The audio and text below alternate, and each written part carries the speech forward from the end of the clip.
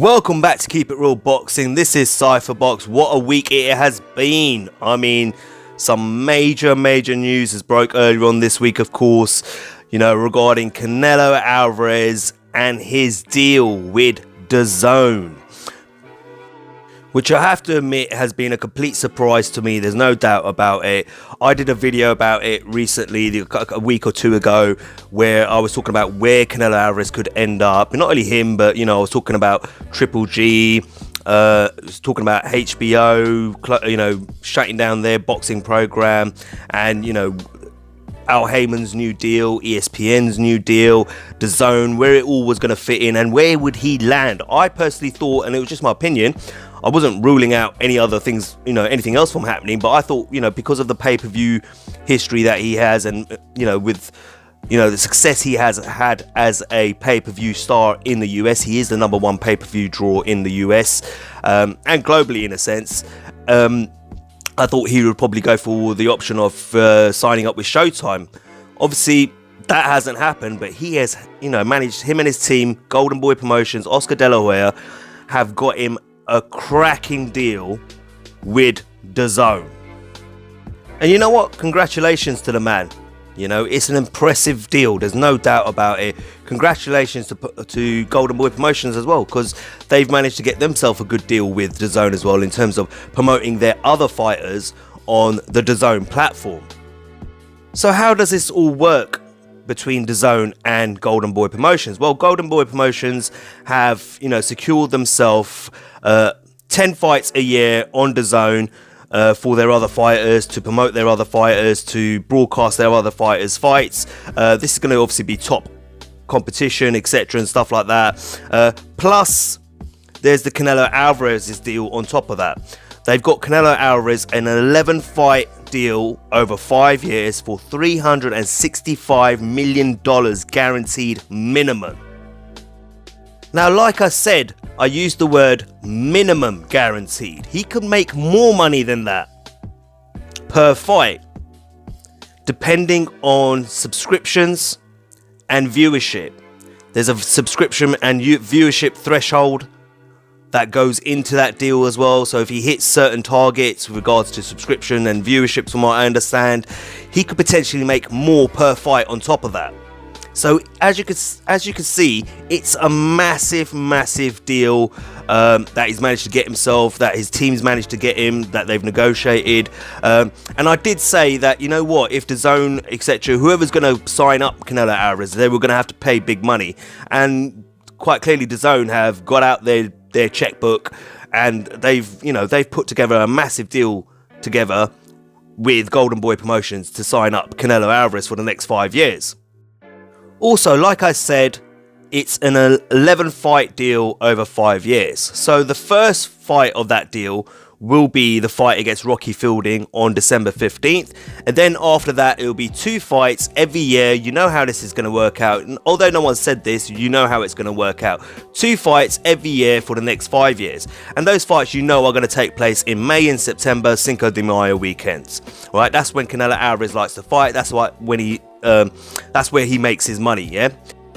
So like I said, congratulations to Canelo Alvarez and Golden Boy Promotions. You got to remember, this deal is the biggest minimum guarantee offered to any boxer in the history of the sport. That's even bigger than whatever Floyd Mayweather got when he signed a 6-fight deal with Showtime Sports. Okay, so it's massive what this deal was. Just to give you a little bit of give you an idea of the magnitude of this deal, how big it is. It's massive. So, congratulations to them, yeah? Now, as always, there's always a lot of negativity over the internet, social media, YouTube, etc, etc. That's going to come with it. Some people aren't going to be happy with it. Some people are going to be mad with it. Some people are going to be a bit delusional in terms of what's actually going on here. So, before I go on, yeah, and I am going to lead into Eddie Hearn now, all right? I am going to lead into it because I'm seeing a lot of comments from a lot of people. Not everyone, because some people get it and some people don't get it. But I have not done too many videos on this whole Eddie Hearn and Dazn deal and what his arrangement or his plans are with Dazn, etc. I think I've done like probably 1 or 2 videos. But if you watch my last video, where I talked about Dazn and Eddie Hearn, I said it was a good idea. I thought Dazn was a very good idea. I felt it was a very good idea for Eddie Hearn to go forward with this idea. I didn't criticise him or knock him for it. I did constructively criticise that I felt he took the wrong approach in terms of how he stepped into the US market and kind of probably disrespected a lot of the promoters out there and the broadcasters out there very arrogantly, as Eddie Hearn does. I felt he could have done it. He could have taken a different approach to it all, especially when a lot of the fighters he wants to sign up are Al Heyman fighters. And when you're trying to sign up Al Heyman fighters, and remember what I told you about Al Heyman fighters, if you watched that video, Al Heyman fighters are very loyal to Al Heyman. So if you're going to go in there guns blazing, disrespecting Al Heyman, you know, you can imagine that a lot of the fighters like Adrian Broner, the Charlos, you know, even like the Floyd Mayweathers, etc., Errol Spence Juniors, all those sort of fighters immediately get their back up and will tell you to go take a running jump. Okay, which is kind of what's kind of happened with Eddie Hearn when he's made offers to those certain fighters. If he'd taken a different approach, who knows, he may have signed some of those guys up. But that's the only bit that I've been critical when it comes to that whole deal. But I also said in my previous videos, my few videos that I have done, that I feel you can't judge Eddie Hearn just after a few months when it comes to his deal with Dazn. You need to give it a year, because it takes time to build a business, a time to gain people's trust, especially fighters' trust, to get them over to start fighting for you. So in a year from now, if Eddie Hearn is still in the same place he is right now, then you could turn around and say, well, actually, this doesn't look like it's working out for Eddie. But if Eddie in a year from now has signed, you know, 3 or 4 marquee names, and the app's starting to take off, Matchroom US is starting to take off, then you can start saying, well, he's starting to show a bit of signs of success. So I'm not going to sit here criticising Eddie Hearn. And remember, in boxing, money talks. Yeah, so all these fighters who aren't taking up Eddie Hearn's offers, you know, if Eddie Hearn starts increasing that slightly or starts making better offers, you never know that, you know, that he might start, you know, swaying individuals over to Dazn and to that platform. Because remember, everyone can say a lot of things, but then suddenly, you know, people turn around and change their mind, and suddenly they're fighting for a promoter they said they would never fight for, and they're fighting on a platform that they said they would never fight on either. It happens all the time.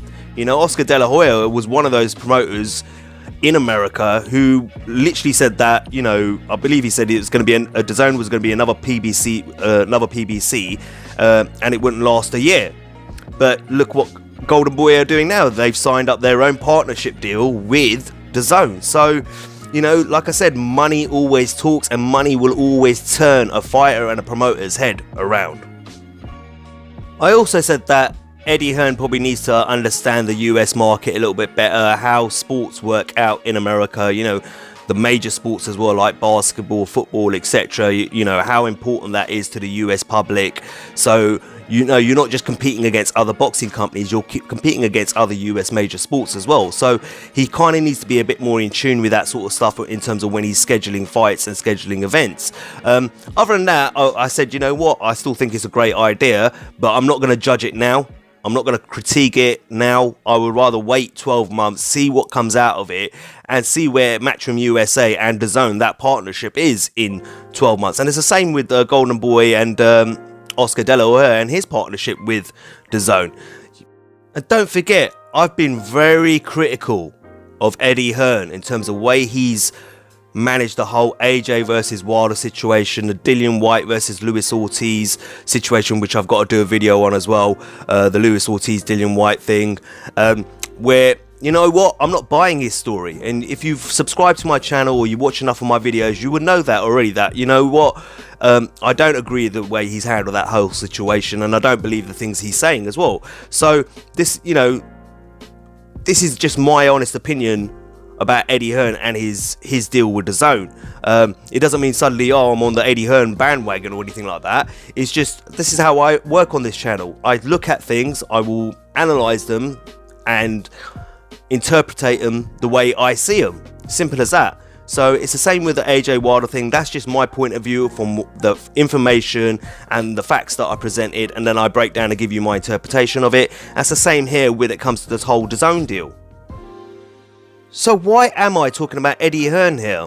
Right? Well, one, give you a little bit of insight of what I think about Eddie Hearn and his partnership with Dazn, but more importantly, there's a lot of people out there, not everyone, but there's a lot of people out there who believe that Canelo has signed with Eddie Hearn. Yeah, I don't think people understand what's going on here. There's some people out there who do not understand it. Let me make it really clear for you. Canelo Alvarez has not signed to Eddie Hearn or Matchroom USA. This is a separate deal from Eddie Hearn and Matchroom USA. This is Golden Boy Promotions' own partnership deal with Dazn, which includes Canelo Alvarez. Canelo Alvarez has a promotional contract with Golden Boy and Oscar De La Hoya. He does not have any promotional contract with Eddie Hearn or Matchroom USA. And because he is under contract with Golden Boy and Oscar De La Hoya, do you honestly think that Oscar De La Hoya or Golden Boy are going to share Canelo Alvarez from a promotional position with another promoter or another promotional company? Of course not. Oscar De La Hoya has a business relationship with one of the execs at Dazn, who used to be an executive at ESPN, and back then Oscar De La Hoya did business with him. I forget the guy's name, but he did business with him to set up the deal with ESPN and Golden Boy Promotions. So he's gone to him directly, in a sense cut out the middleman, which is Eddie Hearn in that sense, because Eddie Hearn was trying to sign Canelo, but Golden Boy have turned around and said, well, why are we going to sign to you? You know, I'm his promoter, we're his promotional contract, we'll get our own deal, thank you very much. And that's exactly what they've done. Yes, Eddie Hearn's played a part in all of this. I'm going to explain to you what I mean by that. But first of all, here's Eddie Hearn confirming to Kugan Cassius on IFL TV on his recent interview that Canelo Alvarez is not signed to him. Okay, that this is their own separate deal, Golden Boy Promotions separate deal, and Canelo Alvarez's separate deal with Dazn. They've got their own partnership with Dazn. So I'm going to play you the audio clip now. Nothing to do with you. Nothing at all. I didn't even know about it. It's quite funny. People are just so salty. They're like, "You weren't even involved, Hearn." I said, "Well, I was involved, but I didn't sign the contract with Golden Boy. No." How were you involved? Just talk to me about your involvement. So when HBO decided they were going out of business, I reached out to Eric Gomez and I said, look, we'd love to have you on Dazn. The main issue you've got is Canelo's with Golden Boy. So it's a bit like a promoter reaching out for me for AJ and saying, hey, I can bring you to a TV company. My response would be, fuck off, mate, I'll do it myself. So we started talking about numbers, we made them a couple of offers. Then the Fielding fight happened. And we were obviously talking more and more. Dazn have also a global strategy in place for all their other territories, which they talked to Golden Boy about as well.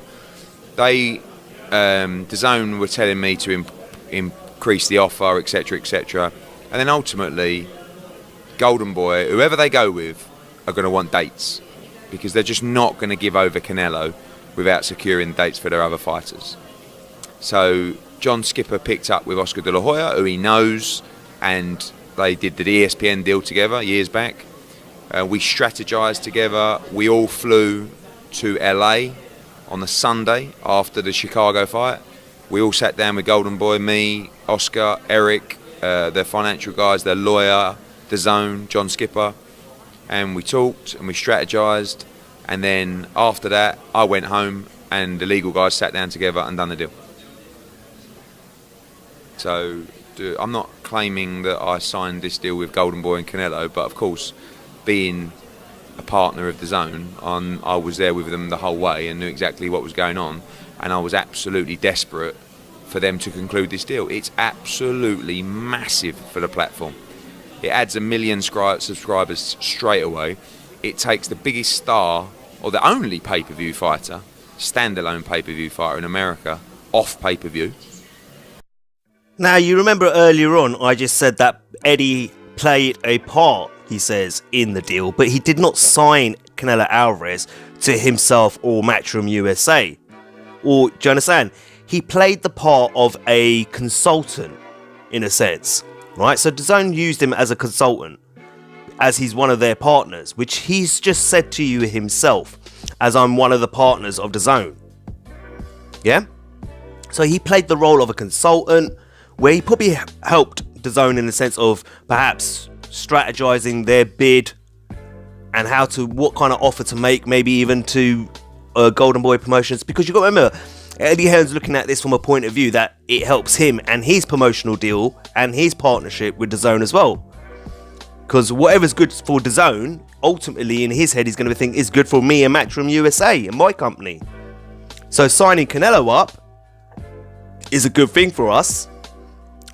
So I want to help Dazn get that deal across the line, which is what he said. He's basically what he's saying to you there is that he played the role of a consultant, but ultimately he left the room afterwards, went home and left Dazn and Golden Boy and their attorneys to thrash it out, put together a contract, and then finally sign and finalize a deal with Canelo Alvarez and Golden Boy Promotions. So all of you guys out there who are saying, oh, Eddie Hearn signed up Canelo Alvarez. No, he has not. Yeah? This is a completely separate deal. Eddie Hearn has not signed Canelo Alvarez. Dazn have signed Canelo Alvarez and Golden Boy Promotions as one of their new partners on their platform. So I've put together this little thing on the screen if you have a look at it, just to give you an idea how this works. So you've got Dazn, which is the platform, right? The streaming platform, who's trying to take a piece of the US market when it comes to combat sports. By the looks of things, yeah. I've heard later on down the line they're looking to get into other sports like basketball and stuff like that. But right now they're trying to get into the whole combat sports scene, yeah. And you can see the branches of partnerships that they have already. So the first one was Matchroom Boxing with Eddie Hearn. Okay. The other one after that was the Bellator deal with the MMA company out in America. Right. Then they struck another partnership deal with the World Boxing Super Series. Yep. And now they've added, I think, from what I understand, their fourth, I believe there was only 4 partnerships they've got so far. Their 4th partnership deal, which is the one with Golden Boy Promotions and Canelo Alvarez. Now you can see what Dazn are trying to do here. Okay. So originally they started off with Matchroom Boxing USA. Obviously Eddie Hearn, believes he could sign up some of the top names in the States, and propel the platform and of course Matchroom USA at the same time through this partnership deal that he has with Dazn. He still needs a marquee name. I've said this before. He needs the likes of a Mikey Garcia, etc. Not just one. He probably needs a few of them, okay, to make it work. But the only thing that he probably has cornered in terms of the US market is people's interest in British boxing. So if you're a US based fan who has interest in UK boxing and British boxing, then you're someone who's going to sign up to the subscription, $10 a month subscription. Not only that, if you are British and you live in America, you're going to sign up to Dazn as well. Right? So if I was a Brit living in America, I would probably sign up to Dazn because it means I get access to fights back here in the UK, back in my home country. Right, that I want to watch, and I get it on the cheap for $10 a month. So at the moment, that's where Matchroom USA is in my opinion. They still need marquee names. That's why they're chasing names like Gervonta Davis, why they're still chasing Charlos, Mikey Garcia and stuff like that, because they need those kind of names to really propel their promotional company and what they're pushing and their events on Dazn. Right, so he's still got a lot of work, and like I said, I'm not going to jump on this bandwagon of thrashing Eddie Hearn after just a few months. I'm going to give it a year before I give my opinion on whether I think Eddie Hearn and Matchroom USA have been successful or not successful on the Dazn platform so far. Now, a lot of people are going to say, well, he's already got a marquee name in Anthony Joshua. All right, but Anthony Joshua is not American. Okay? Anthony Joshua is not American. And with a lot of the fight fans out there, there's a set, not all of them, of course. There are sets of fight fans out there who aren't happy with Anthony Joshua and the whole Deontay Wilder thing. So how many of those individuals are signing up to Dazn right now? Alright, I get it. In my opinion, as a boxing fan, if you're going to get a deal for $10 a month and you're going to get untold amounts of boxing, etc. and stuff like that, what's that? Nothing, innit? You're going to sign up to it. I would. But, everyone's entitled to their opinion and they're allowed to do what they want with their money and etc. But Anthony Joshua, from what I understand, Yeah, I've heard a lot of rumours, and from what I understand, Anthony Joshua versus Alexander Povetkin only did 15,000 views on Dazn. Okay, and remember, I haven't heard Eddie Hearn talk about the viewership numbers on Dazn for Anthony Joshua versus Povetkin. Nor have I seen anyone really ask him that question either. If Anthony Joshua had pulled in, for example, 2 million views for his fight against Povetkin on Dazn in the States, Eddie Hearn, you know full well, Eddie Hearn's a bit of an egomaniac, yeah, and he would be screaming from the rooftops about it. But he's not really, okay? So I don't know how much the viewerships were actually with Anthony Joshua versus Povetkin, but from what I understand from the rumours that I've heard, that it wasn't a lot. So, and remember, he's not an American fighter. You're catering to the US public. So the US public want to see more American fighters on that platform. And that's what Eddie Hearn needs to go after. Yeah, and that's what he's trying to go after. But like I said, I'm not going to judge him now. I'll judge it in a year from now to say whether Eddie Hearn and Matchroom USA have been successful or not, in my opinion. And remember, he's got a 2-year probationary contract with Dazn. So after 2 years, Dazn and Matchroom USA will review what they've done on their platform in terms of viewership, how much subscriptions they pulled in, etc., and then make a decision on whether they're going to extend that option to, you know, a further 6 years or whatever it is, totaling in 8 years, an 8-year deal. So he's got 2 years, Eddie Hearn, to get it right. But you know what? The pressure will start mounting if he doesn't start signing some marquee names soon. That's just the way I look at it. So let's talk about Bellator, okay, the other partner of Dazn.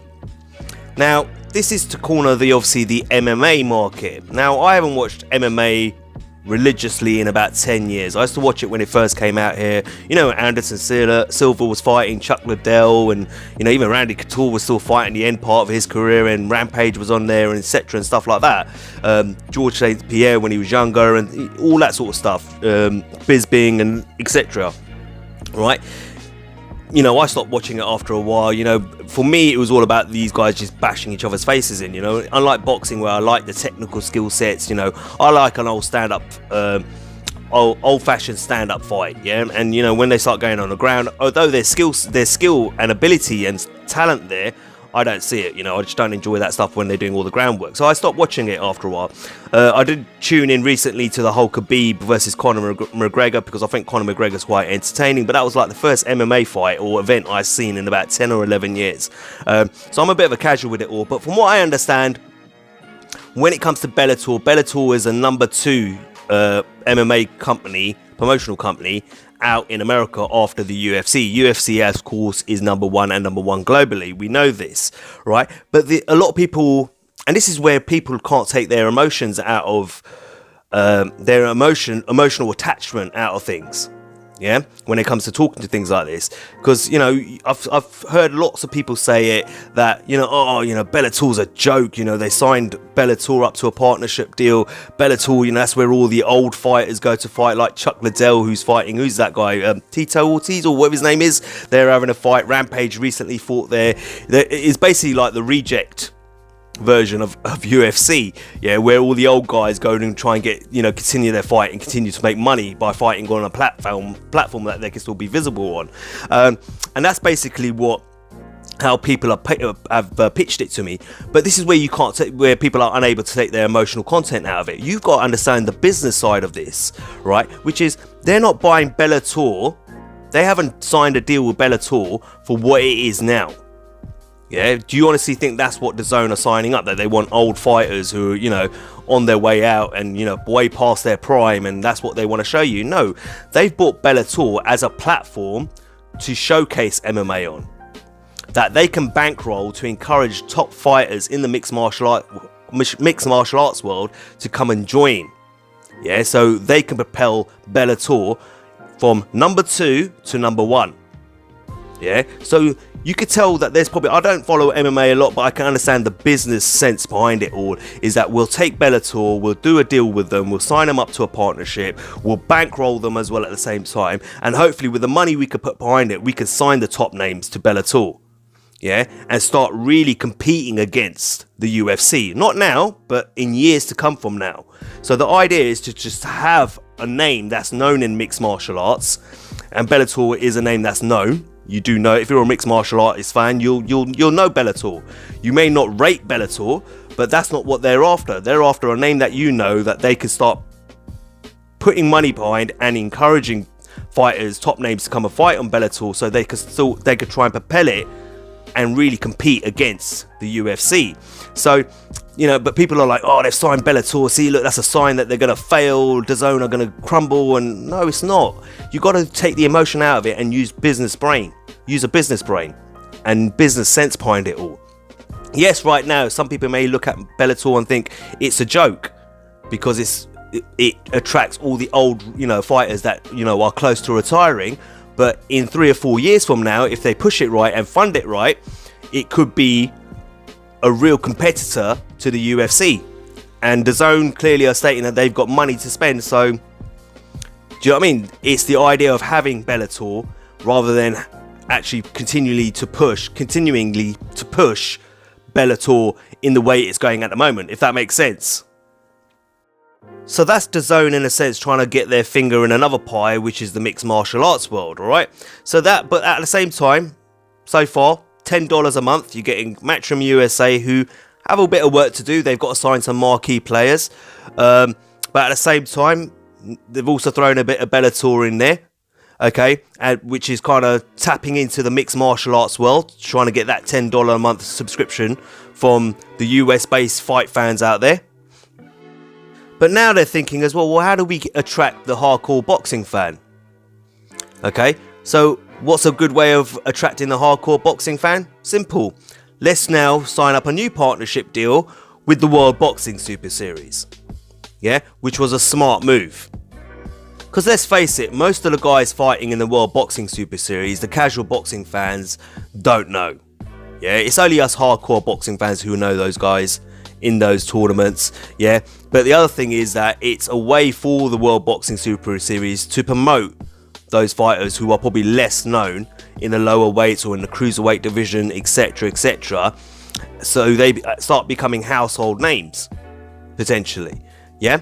But at the same time, it's another way, a platform for hardcore boxing fans to enjoy, to see fighters that they probably don't see as regularly, because some broadcasters won't sign them up to fights and deals because they don't have, you know, what the likes of a Canelo Alvarez or a Deontay Wilder or the Anthony Joshua, etc. have. Do you understand that persona about them? You know, they go in, they do there, they have their fights, they don't really talk a lot. Do you know what I mean? So basically what I'm saying is that these broadcasters don't see these certain fighters as draws who will bring in money for them. So that's what the World Boxing Super Series does for these fighters, in my opinion. But also at the same time, DAZN are probably tapped into that and thinking, well, we want to get the hardcore boxing fans as well. Of course, we want to have the casual boxing fans, but we also want to entertain and bring in the hardcore boxing fans. Now, unfortunately, the casual fans outweigh hardcore boxing fans massively. I've said this before, yeah, right? And that's why you get a lot of these ignorant people on the internet making the comments that they do, etc., and saying what they say, and you know, the whole fanboyism thing. That's the casual boxing fans out there. Majority of those people who define fanboyism are the casual boxing fans. We know this, yeah. And of course, that's always where the big money's going to be, because they outweigh the hardcore boxing fans, like I said. But you still want to tap into the hardcore boxing fans. You still want to get their money as well. So this is a good way of doing that, by signing up the World Boxing Super Series, right? So there's a lot of US fans out there who, for the first season of the World Boxing Super Series, had no real access to the World Boxing Super Series, unless you knew that they were putting it on Facebook, which is what they were doing, and on their own website, and sometimes on YouTube as well. You weren't getting that access out in America, or people, you know, weren't aware that that's what the World Boxing Super Series was doing in order for the US fans to watch it. And a lot of people didn't realize that, so they're thinking, well, this is an easy way to get people to, one, sign up to DAZN, but two, to help them get access to the World Boxing Super Series. Here you go, we've got it on DAZN for you for $10 a month. So, you know, again, smart move from DAZN, in my opinion, you know, setting up that partnership with the World Boxing Super Series as well. And let's talk about the last partnership, which they've just recently signed, which is on the far left, Golden Boy Promotions, right? And of course, Canelo Alvarez. And what does this bring in? This brings in a massive market share of the US boxing scene, which is the Mexican Latin market. Yeah, okay. We know full well that there is a big, massive Mexican following when it comes to boxing, and also a big, massive Latin following when it comes to boxing. Yeah, Canelo Alvarez draws in a lot of that when it comes to the US market, and so does Golden Boy Promotions with their stable of fighters. And this is their way of kind of, I suppose this is DAZN's way of kind of gaining control of a lot of that market by signing the biggest Mexican star out there, which is Canelo Alvarez, and obviously the biggest pay-per-view star in the US right now. So it's very simple why they've wanted Golden Boy Promotions, and especially Canelo Alvarez, is because they want to corner the Mexican market and the Latin market. Simple as that, which again is a very smart move, because I was looking at when the news broke that Canelo had signed this deal and Golden Boy Promotion had also signed and made their deal and their partnership with DAZN. I was obviously reading through the comment section of videos, etc. and stuff like that, Facebook, social media, and there was a lot of people saying that I wasn't going to sign up to DAZN before, but I'm signing up now. I just, because Canelo's on there. Or there was comments like, just subscribe to DAZN because of Canelo. Yeah, so there's a lot of people who are going to sign up to DAZN just based on the fact that Canelo Alvarez will be fighting on DAZN for the next 5 years. So it's a massive move. People cannot deny that it is a game changer. Yeah, but at the same time, you've got to remember, this move benefits the other partners of DAZN as well. It could benefit them, but it could also be detrimental to them as well, which I'll talk about in a minute. But this is another great move from DAZN. They've entered into a massive market and they thought, well, we need to get some of that Mexican market. We need to get some of those Latin boxing fans over here. What's the best way to do it? We need to go get the biggest star in Mexico, and the biggest US pay-per-view draw, and that's Canelo Alvarez. And they've done that with a massive deal, with that minimum guarantee of $365 million over a 5-year period for 11 fights. So again, smart business in my opinion. Which kind of tells you in a sense that at least for the next 5 years, DAZN isn't going anywhere. I know there's a lot of people wishing that DAZN will crumble and fall. I don't understand it all, because I'm going to give my take on all of US boxing scene all in one go at the end of the video. I don't want to say too much now, but I still don't understand it if you're a hardcore boxing fan. But anyway, but again, smart business and a smart move from DAZN. Simple as that. Now, a lot of people on the net are talking about, what does this do to Eddie Hearn? Is Eddie Hearn going to be replaced by Oscar De La Hoya? And then you got that Eddie Hearn fanboys. You got the US fans, the militant US fans out there saying that this is going to be the end of Eddie Hearn and his DAZN deal. Oscar De La Hoya is going to replace Eddie Hearn as the promoter for the key promoter, boxing promoter for DAZN. And then you got the Eddie Hearn fanboys out there going, no, Eddie Hearn's taking over and all this sort of talk. So I suppose the next question to be asked is, does this help Eddie Hearn? And I'm talking about the deal that's been made between the partnership that now has been formed between DAZN, Golden Boy and Canelo Alvarez. Does that help Eddie Hearn? Not only that, does it help the other partners of DAZN, which I've just been speaking about in lengths? Well, yeah, it does, in a sense. Initially, it does. Okay, when you think about it, yeah? If you get 1 million new subscribers just on the back of this Canelo Alvarez deal, that's 1 million people signing up to this $10 a month subscription. Now, Canelo Alvarez is only going to be fighting twice a year. So, two things can happen here. There's no contractual agreement between subscribers and DAZN, yeah? It's a month-to-month subscription. You could turn it on and turn it off whenever you want, right? Okay, so the bad side of it is if it's just casual fans who just want to follow Canelo, they're only going to sign up to DAZN on the month that Canelo fights. When you think about it, yeah? So if he fights in May, they're going to sign up for the month of May so they can watch the fight and then sign back off. if he fights in September, then they're only gonna sign up, for the month of September and then sign back off. But at the same time, it could also keep him going, thinking, actually, this is pretty good. You know what? There's other boxing on here as well. I might keep watching it, and I might stay subscribed to Dazn. All right. And if they choose to stay to subscribe to Dazn, or if you're a hardcore boxing fan, remember, you're not just getting access to Canelo Alvarez. You're going to think to yourself, well, I'm paying $10 a month. There's other boxing on here. All right. I'm not doing anything this Saturday night. I'm sitting at home bored. Might as well log in and watch. I've just received an email reminder. Don't forget to tune into Matchroom USA event tonight, etc. So and so fighting main event and all that sort of stuff. Well, might as well watch it. Yeah. Same with Bellator. You may be a boxing fan who's not a Bellator an MMA fan, but you think, I'll just watch it for laughs. I've got nothing else to do. I'm paying $10 a month. I might as well watch it. Yeah, think about it. Think how your mind works when if you've got nothing planned on a weekend or something like that. Yeah. Same with the World Boxing Super Series. You might turn around and say, well, actually, what is all this World Boxing Super Series about? And the World Boxing Super Series, especially the first season, has been really good, and the second season started off really well as well. So even if you are a casual boxing fan, you might tune in and thought, you know what, I'll give this a try, and you may start enjoying it. So at the same time, yes, it does help all the partners, including Eddie Hearn, initially.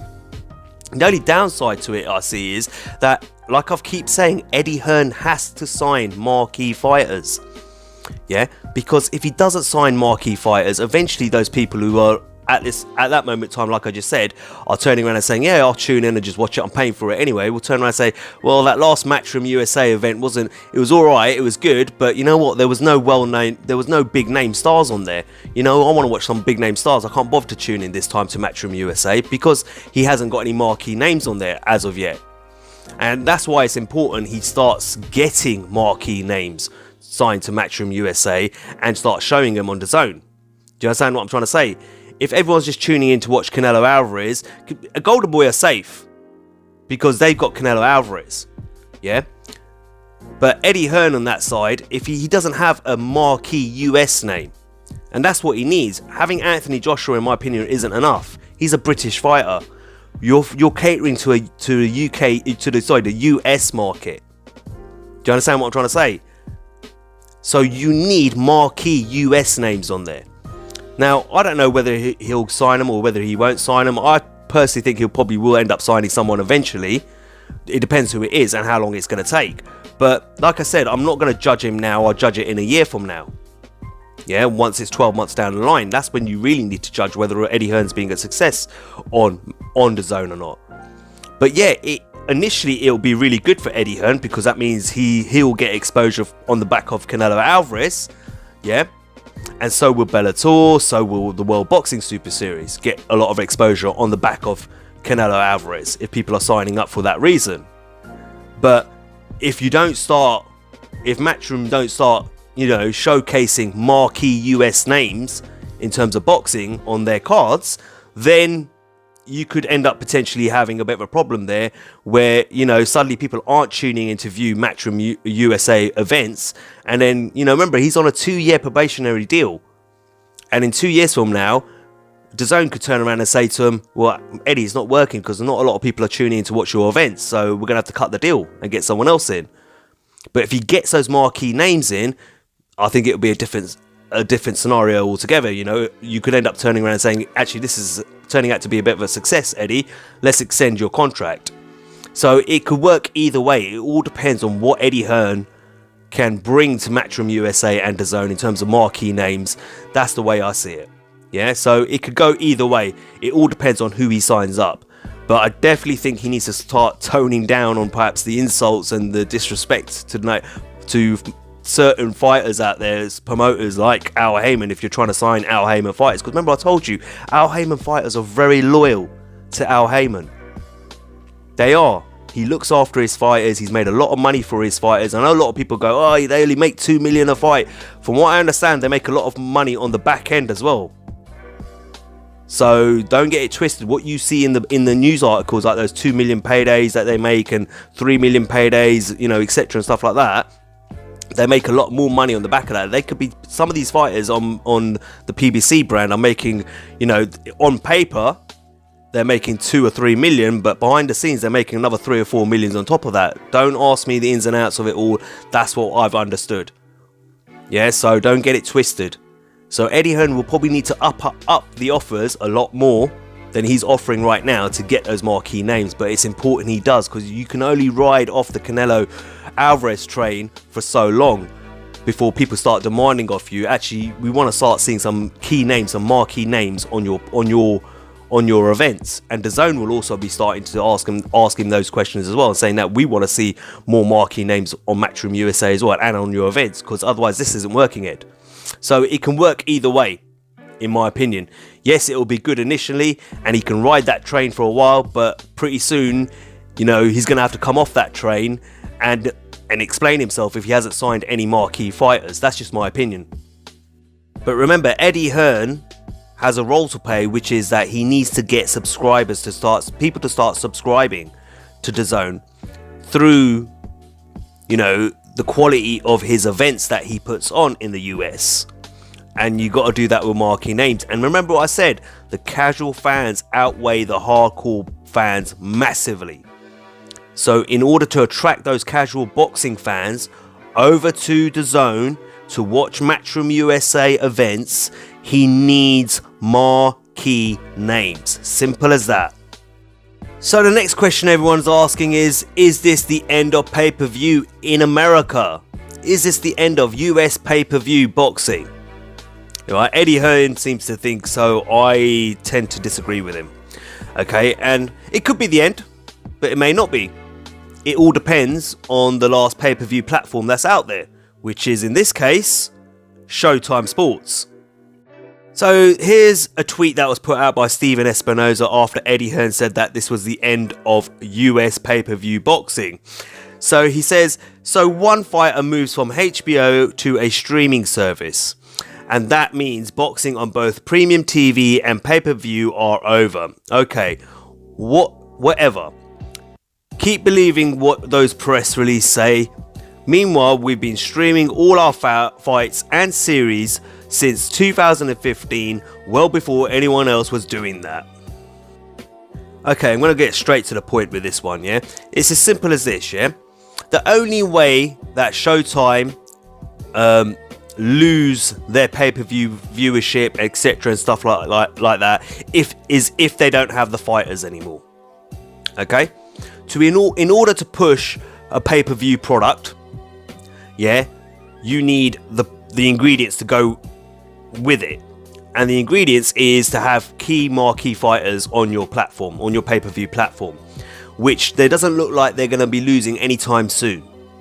Yeah, because a lot of the fighters that Eddie Hearn's after are PBC fighters who fight on Showtime. Yeah, Gervonta Davis fights on Showtime. Okay, for example, there's one example. The Charlos fight on Showtime.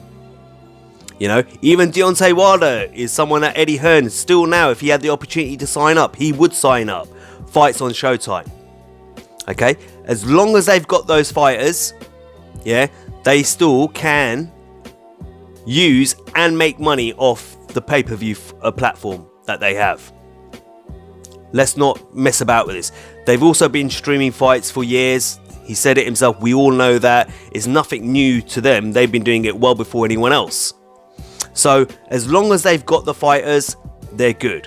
If they started losing marquee fighters to other platforms and other promoters, other broadcasters, then it becomes a problem. Then that's when you can start saying that, you know, that's the way, you know, Showtime might end up like HBO, but I don't think they will. They're pretty smart. They invest a lot of money. The problem with HBO was refusing to invest money into boxing anymore. They weren't investing in US homegrown talent anymore. You know, a lot of things. People got tired of the biased commentary from HBO as well and started switching off. A lot of things like that were happening with HBO, and when you're not promoting the fight, they weren't doing the HBO 24/7s or the HBO face-offs anymore, which used to bring people in. They weren't doing that anymore. So naturally, when you're not investing in a product anymore, you know, and you're not promoting that product anymore like you used to, people lose interest because people don't know what's going on your platform. So in the end, they had to bow out. Showtime, on the other hand, are not pulling back in terms of their investment when it comes to boxing. So therefore, okay, as long as they're still investing, as long as they're still willing to fight fighters, as long as they're still willing to invest in American talent as well as foreign talent, yeah, they will always have a pay-per-view platform. Yeah?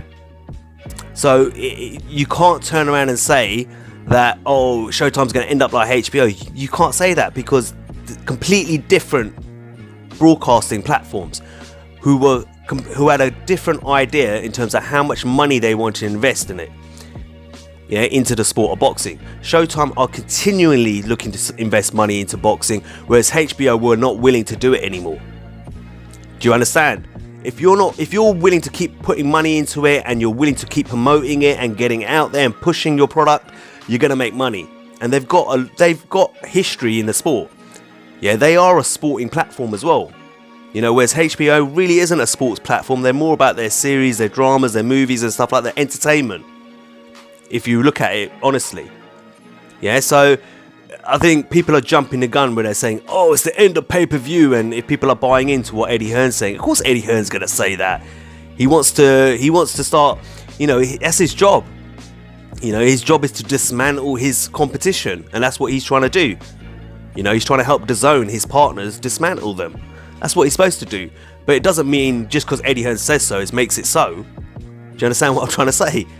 So until we start seeing signs that, you know, Showtime are losing marquee names on their platform, and they can't attract marquee names, and they can't make, you know, world-class, elite-level fights anymore, then, do you know what I mean? There's no sign right now, in my opinion, that the pay-per-view platform on Showtime isn't going to work anymore.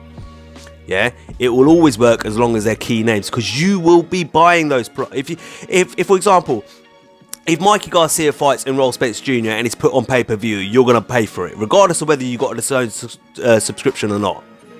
Yeah, Deontay Wilder's fighting Tyson Fury on December 1st. That's on pay-per-view. If you're a real hardcore boxing fan, or even if you're a casual boxing fan who likes to see the big fights and the big names, you're going to pay to watch that fight. Is the point I'm trying to make. Yeah? If Keith Thurman fights Errol Spence Jr. one day down the line, in a year from now, on pay-per-view, you're paying pay-per-view prices to watch that fight. You will. And they don't just put, you know, good main events on. They put on a good undercard through PBC fighters on there too, through Al Heyman. So, again, you're going to get your money's worth. Yeah, you're right. I know it's expensive out in America, but I don't see the end of it, in my opinion. You know, only time will tell, and the only way that happens is if they start losing marquee fighters. And at this moment in time, it doesn't look like any of those fighters who I just mentioned, who are part of the PBC brand and fight on Showtime as well, who are showcased by Showtime, are looking to jump ship and jump to Eddie Hearn and Dazn anytime soon. That's the way I look at it. So right now, I disagree with Eddie Hearn. And the only time I will probably agree with Eddie Hearn's statement is if I start seeing Showtime and PBC losing their marquee names, which I don't see happening anytime soon. The other question you have to ask is, does Showtime and PBC think outside of the box and set up their own streaming service outside of the US?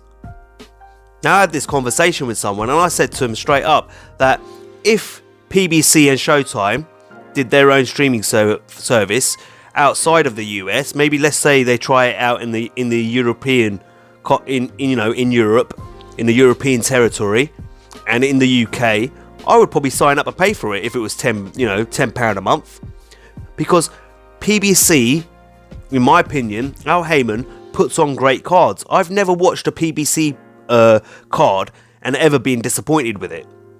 They've always put on great fights and great cards. You know, and so have Showtime. So maybe Showtime start thinking outside of the box a little bit and think, all right, you know what? We need to think something else. We need to think outside of the box. We need to think about, you know, in terms of global territories, do we start doing the same? Instead of selling our rights to our fights to Sky Sports and to BT Sports or to Box Nation in the UK, do we stream it ourselves out there? You never know what's in that, you know, what's in the pipeline. You know, Stephen Espinoza is a good businessman, and his job will be to counter anything Dazn or ESPN are doing. Simple as that. So you never know, you may see something like that. Okay, I'm not saying like I know something that's going on in the inside. I don't. I'm just giving you my opinion on what I would do if I was in Stephen Espinosa's position. I would start exploring things a little bit differently and start thinking outside of the box if it was me personally, because you know what, I think people outside of America would probably pay for that service, in my opinion. I would. I know I would. End of the day, look at it this way, yeah. A lot of people are probably going to think, well, that's going to cost Showtime money to stream, to set up their own streaming service, etc. and stuff like that. But not if they get into partnerships with other streaming services out there. For example, Netflix, Amazon Prime. You know, you never know what's down the pipeline. If you know, a smart businessman would start looking into things like that, in my opinion. You know, and it's not too far-fetched to think that you can get into partnership with those multi-billion-pound dollar companies like Netflix or Amazon Prime, for example, to provide a streaming service for your platform in other parts of the world. It's just a little food for thought. That's what I'm thinking about here. Okay, the next thing I want to talk about is Eddie Hearn says fighters must sign to Dazn to fight Canelo or Anthony Joshua. I have to kind of disagree with Eddie Hearn on that one, and I'm going to explain why. For example, Jermall, Charlo and Triple G have been ordered to fight in a final eliminator for Canelo Alvarez's WBC middleweight title, right? Okay, yeah, and I know Triple G is looking at another way. I'll do another separate video on that one. I'm not going to talk about it here. But for example, let's say they do fight and Jermall Charlo wins that fight. Now, remember, the WBC will give 30 days to both parties to agree a deal, or, you know, it will go to purse bids, for example. Now, if, for example, you know, PBC and Showtime win the purse bid over Eddie Hearn, because we've seen recently, you know, Eddie Hearn hasn't been winning purse bids, he's been losing purse bids. Okay, so it can happen. Yeah, if Showtime and PBC were to win a purse bid in that situation, that means Canelo Alvarez will be fighting over on Showtime. Okay, because whoever wins the purse bid controls the fight and controls where the fight happens, regardless of who they're signed to. It's that simple. So no, that doesn't necessarily mean, yes, definitely that they have to sign with Dazn to make those fights with Canelo. For example, Jermall Charlo doesn't have to sign with Dazn, yeah, because his team could turn around and say, well, we'll just let it go to a purse bid, we make sure we put in the best bid we can, and hopefully we win that purse bid, and if we win that purse bid, we gain control of the fight. So not necessarily true, yeah, in my opinion. Now again, when it comes to Anthony Joshua, yes, that might apply with certain heavyweights out there, but with the main heavyweight that we've all been talking about so much about lately, Deontay Wilder, no. Deontay Wilder doesn't have to fight on Dazn if he doesn't want to fight on Dazn. Simple as that, because they could just turn around and say, especially if he beats Tyson Fury, remember he's got to get past Tyson Fury first. If he gets past Tyson Fury, he becomes the WBC champion of the world and the lineal champion of the world, right? Because he's the man, etc. Yeah? His stock goes up massively, he's in a better bargaining position and a better position to negotiate, and he could turn around and say, nah, the fight's going to be on Showtime, or no, we'll split it between Showtime and Dazn, right? And if you're going to put it on Dazn, you know, they might have to put an agreement where they do a pay-per-view fight on Dazn. Do you understand what I'm trying to say? There's loads of things that could happen here. You got to understand it, you know, I've said this before, just because a certain person says so doesn't make it so. And in this case, just because Eddie Hearn says so doesn't make it so. Yeah? I'm not saying that these fighters won't sign up on Dazn or they will sign up on Dazn. I'm not saying that, but I'm saying that there's no guarantee here. Yeah, there's loads of ways around these things. Okay, we've seen in the past, yeah, you know, you look at Mike Tyson and Lennox Lewis. Lennox Lewis turned around and said, go get me that fight with Mike Tyson. He told HBO and his management team, make that fight. I don't care what it takes. I don't want to hear any other proposals unless it's Mike Tyson. And in the end, they had to split it between HBO and Showtime. They showed it on both platforms. Okay, same with Vladimir Klitschko and Anthony Joshua. in the US. They showed it both on Showtime and HBO. You know, so don't get it twisted and just start believing it because Eddie Hearn's telling you it, or use your own sense, go look at things, research things. You know, there's no guarantee with that statement. That's what I'm saying. So I don't necessarily completely agree with Eddie Hearn with what he's saying there. You know, I think again that's Eddie Hearn just trying to get into people's head and hopefully getting the boxing fans out there, the casual boxing fans out there, especially the ones that support him and back him, to kind of put that pressure on those fighters, etc. and stuff like that. But it's not gonna, in my opinion, I don't agree with Eddie Hearn completely on that one. I think there's ways around it, and you got to remember Stephen Espinosa, Al Heyman, they're not new to the boxing game. Yeah, they've been around for a while now, and I'm pretty sure they would know how to get around such problems, in my opinion. But it also means, does it mean that we end up seeing, with that statement and with what I've just said, does it mean we end up seeing a cold war in boxing in the US again? In terms of US boxing, we saw it the last time we saw that that cold war was between broadcasters and promoters was when Oscar De La Hoya was working with Al Heyman and Showtime and Floyd Mayweather Promotions, and Floyd Mayweather was also in that little in that team or in that partnership, and then you had HBO on the other side with Bob Arum, and there was a cold war where HBO fighters weren't fighting Showtime fighters and Showtime fighters weren't fighting HBO fighters, etc., etc. Do we end up seeing something like that again? Because that would be really bad for boxing as a whole, because it means we won't end up seeing the fights we want to see. So these guys need to find a middle ground to make these fights. I'm telling you, I can imagine it going that way as well.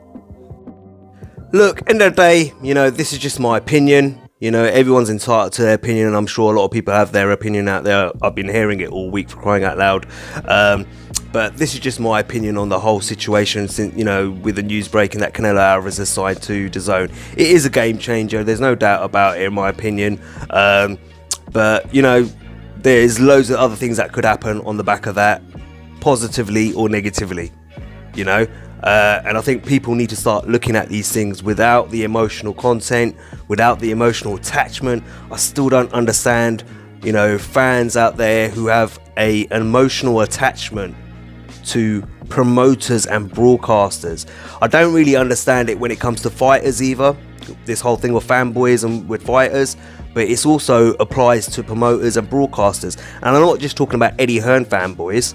Eddie Hearn has his fanboys, and Matchroom have their fanboys, and AJ and all the fighters under there have their fanboys, their fanboy club. Even out in the States, you get a lot of fanboys of Al Heyman and Showtime, Stephen Espinosa and the fighters on their platform. Same with Bob Arum and his fighters on ESPN, etc. HBO, before they went bust, or decided to bow out of boxing, they had their fanboys, etc. and stuff like that, with Oscar De La Hoya and Canelo and Triple G. It's not something that's just, a lot of people talk about Eddie Hearn and Matchroom fanboys. There's fanboys of other broadcasters and promoters out there as well, which I don't understand this emotional attachment. But when you take away the emotional attachment, and you think of things logically and you're analysing things with a clear head, you can make more sense of it. But look, it's never going to change. It's always going to be there. I've learned that. One thing I've learned about, since I've had my own YouTube boxing channel, is that, you're always going to have these fanatical, militant fanboys who are just going to be insulting you and telling you don't know shit. Yeah?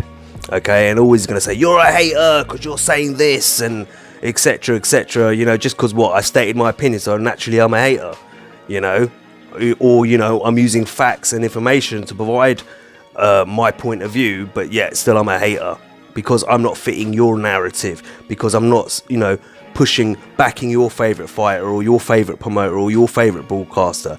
It's just crazy. I've seen it. This week's been crazy for it, in my opinion, absolutely crazy for it. But look, in short, if you're a US boxing fan, I would say you're in a pretty good position as a US boxing fan, because you've got Bob Arum and ESPN, Top Rank, with their $5 app, and you got names like Lomachenko, and Terence Crawford on there, of course. You know, so that's a pretty good deal. Plenty of boxing content there. You know, you've got Dazn, which is starting to show signs of shaping a little bit. You know, you've got Hearn and Matchroom Boxing on there, one of their partners. You've got Bellator, the MMA company, on there, another partner.